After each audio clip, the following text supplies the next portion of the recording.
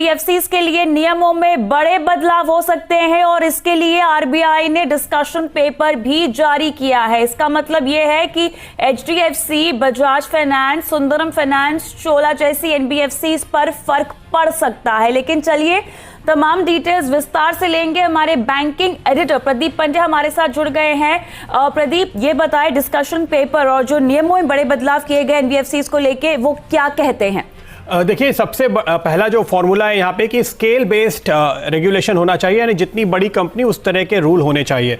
तो आरबीआई ने interestingly 4 layer बनाई हैं, base layer, middle layer, upper layer और टॉप लेयर, और इनके बीच में कंपनीज को बांटा गया है एनबीएफसीज को, और उनके हिसाब से गाइडलाइंस जारी की गई हैं।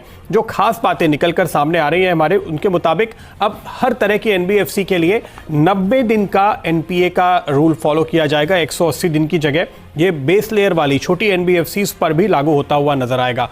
एनबीएफसी सेगमेंट में एंट्री लेने के लिए आपको 2 करोड़ की कैपिटल रिक्वायरमेंट की जो सीमा थी उसको बढ़ाकर 20 करोड़ किया जा रहा है।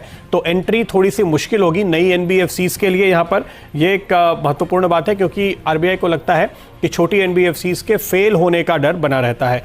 साथ ही साथ जो बड़ी एनबीएफसीज हैं उनके लिए कॉन्सेंट्रेशन रिस्क मैनेज करने की बात कही गई है, क्योंकि इन बैंक्स के, इन एनबीएफसीज के एक्सपोजर किसी खास सेक्टर, सेगमेंट या कंपनी पे, ग्रुप पे काफ़ी ज़्यादा हो सकते हैं। उसके लिए रूल बनाए जाएंगे।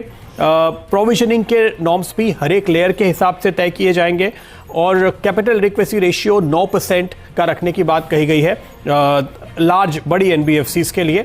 तो उनके लिए कैपिटल के रिक्वायरमेंट कुछ बढ़ते हुए आपको नज़र आ सकते हैं। हालांकि ज़्यादातर जो लिस्टेड एनबीएफसीज पर आप नज़र डालेंगे तो उनकी कैपिटल एडिक्वेसी मेरे ख्याल से इस सीमा के अंदर आपको मिलेगी। मिडिल लेयर और अपर लेयर वाली एनबीएफसीज के लिए चीफ कंप्लायंस ऑफिसर नियुक्त करने की बात कही गई है, और साथ ही साथ एक जो आप कोर बैंकिंग सोल्यूशन देखते हैं हर एक बैंक में होता है, 10 से ज़्यादा ब्रांचेस वाली एनबीएफसीज के लिए वो ज़रूरी किया गया है।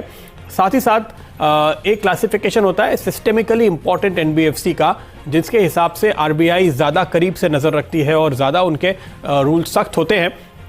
वो सीमा 500 से बढ़ाकर 1000 करोड़ करने की बात कही जा रही है।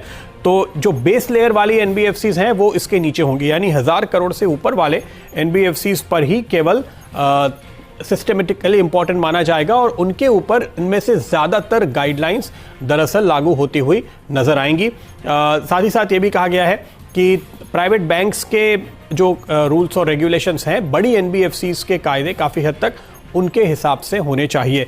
ये कुछ एक बड़ी बातें हैं जो अब तक हमारे सामने निकल कर आती हुई दिखाई दे रही हैं।